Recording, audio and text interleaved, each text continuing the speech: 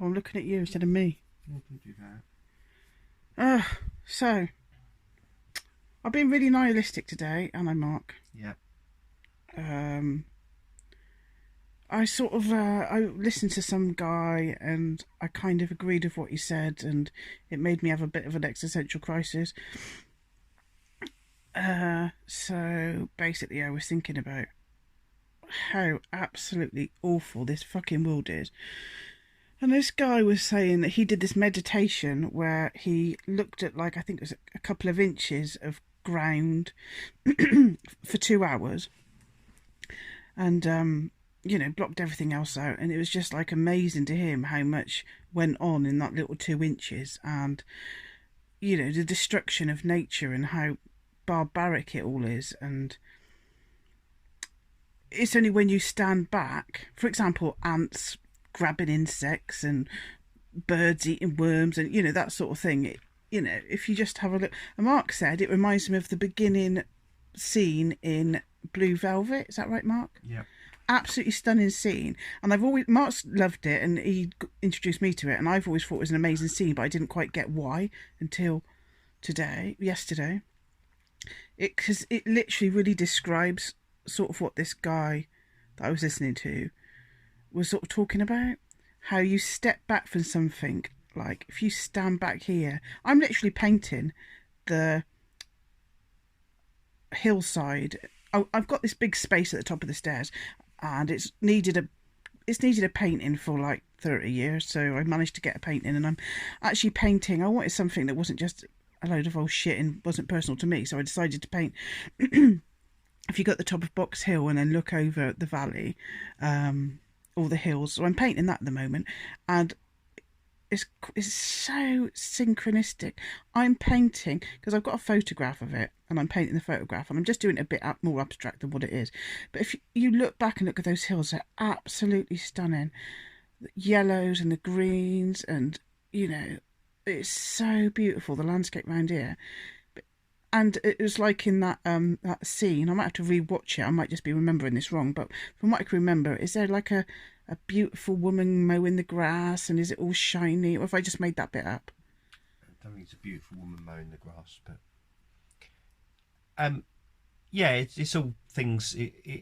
Well, in terms of that film, it's sort of the dark heart within the American dream of a nice sort of country town sort of thing with a white picket fence and that. But at the end, it does zoom in down into the ground, and you've got all the insects mingling and chewing each other or whatever.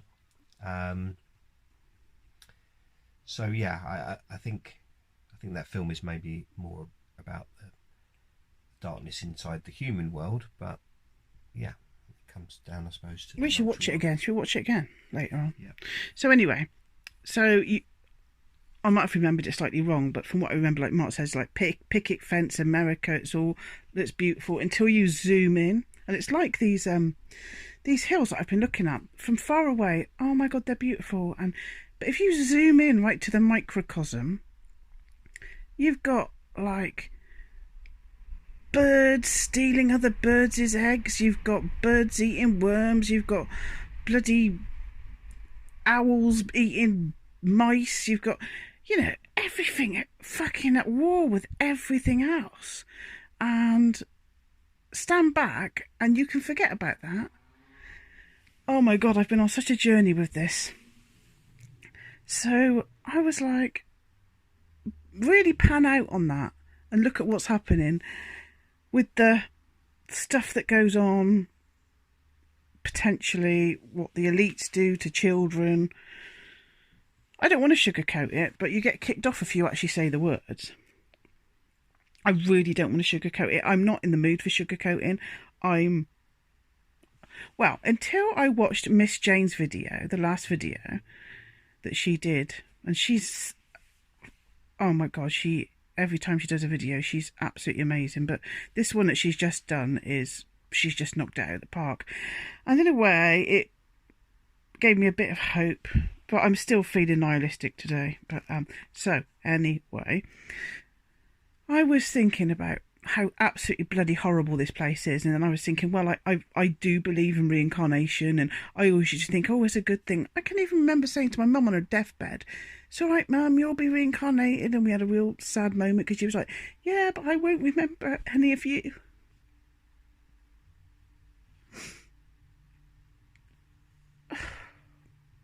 And it really makes me sad now. Because if reincarnation is real, she's got to be reincarnated back into this world. And it's like hell, this world. It's literally like hell on earth. And it's always has been. But it's worse at the moment. And I don't know if that's... No, it is worse. You can't deny it. You can't say, oh, every generation thinks that they're the worst and thinks that Armageddon's coming. No, it actually is. Apocalypse is coming. Apocalypse just means revelation. And does that mean... Is the revelation... What is the revelation, Mark? Is it that we now know about the deep underground bases and the shit they're doing to children and the stuff that the high-ups get away with? You can't even go in detail about it. Is that the revelation? What is the revelation? It's a revelation of the method that, for years we've been... I mean, I've been looking into this stuff for nearly bloody 20 years. Back in the day, David Icke, Alex Jones, all of that. And it was like... I call it conspiratainment. Up till now, it was entertainment. It's how I used to spend my sort of like... I used to enjoy watching it. Oh my God, they're so evil. Oh my God. You almost felt like a sense of entitlement, as if, well, at least I'm not that. But, oh my God, the FEMA camps, oh, this, that and the other. It's the revelation, the fact that it's happening now, and you've got to be a little bit... You've really got to have your head buried in the sand to not see it. And the analogy is me standing miles away, looking at the hills at the top of Box Hill, looking at the beautiful... And we were on holiday recently in Cornwall, the sunset, beautiful. But when you get close up and you see what's going on in nature and how it's just fucking killing each other... And so I started thinking, and this guy was talking about the labyrinths and the Minotaur at the middle of the labyrinth and that, and how I started thinking he was sort of like saying that, prayer works, and I've found that. I have found prayer works. When I was a Christian, I'm not now, I found prayer works, but also I tentatively say pagan, but even as that, I found that some positive manifestations that I've wished for or prayed for, whatever the word you want to use, has come true. And this guy was like, think about the labyrinth and the Minotaur in the middle. And I think I might just be making this bit up now because I went off in my own little head with when he was talking about it. But if you can sort of imagine that you are the power of the... This is me making this up, I think. The power of the Minotaur. And I think we're the year of the bull as well. If you can imagine yourself in the middle of the labyrinth and you've got the power of the Minotaur and the strength of the bull, and a labyrinth is just circles round and round and round and round and round, isn't it? Which is like reincarnation. So instead of just going round and round and round and round, if you just like stop in the middle and just pray to that Minotaur, which is yourself. I'm sort of making this up a little bit now. And you tap into the... I don't know really what the Minotaur symbolises, and I don't care because I'm making up my own mythos now. I'm just making this up, and it works for me. So if you can imagine the power of the Minotaur, and you're going in, and it's you get round and round and round and round, and you're not praying to some god, you're not praying to some alien, you're not praying to the Palladians, it's literally in you. I mean, loads of religions say this, and I've heard it hundreds of times, and it's very new agey, but it's almost as if the penny really dropped yesterday. And I was starting to think about reincarnation and how it's not a good thing. It's not a good thing to come back to this, which I consider... I've always said this is hell on earth. This is hell.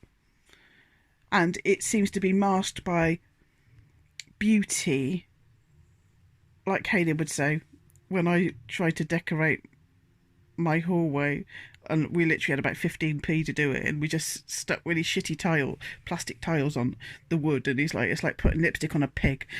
I'm beginning to think that's what this earth is like.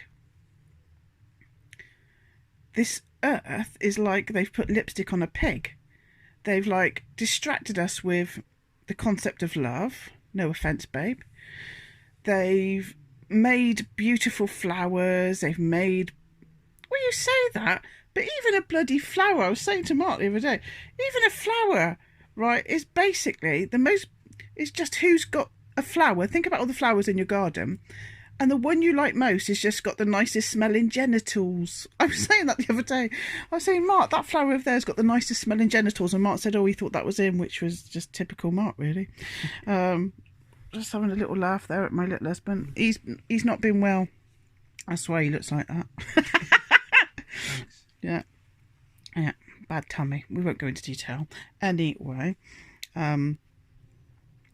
So even flowers that are beautiful and smell nice, they're all about, oh, look at me, come and smell my genitals. That's what flowers are, is a flower's genitals, by the way.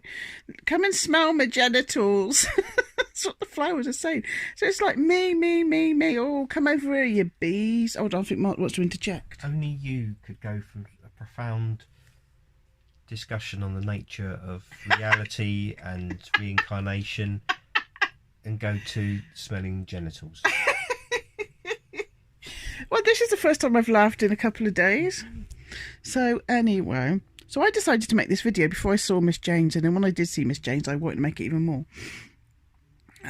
She's amazing. I love her.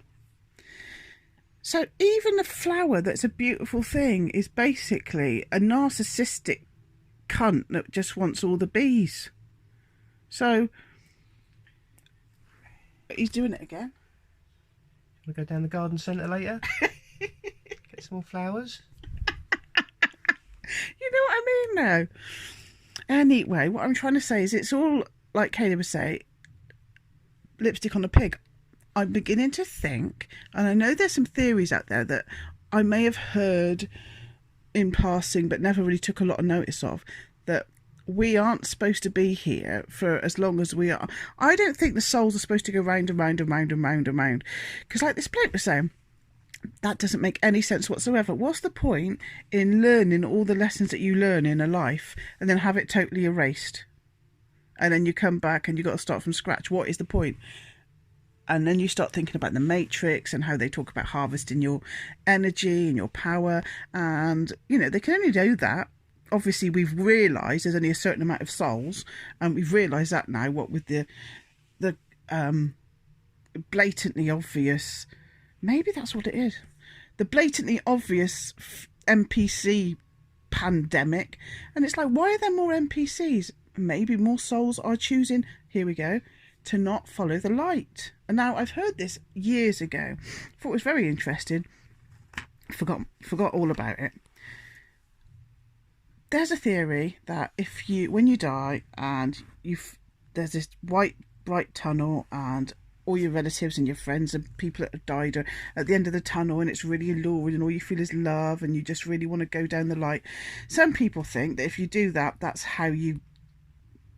why you get reincarnated. I'm going to start looking into that a little bit more, because I'm just said to Mark, I don't want to come back here. I don't want to come back here.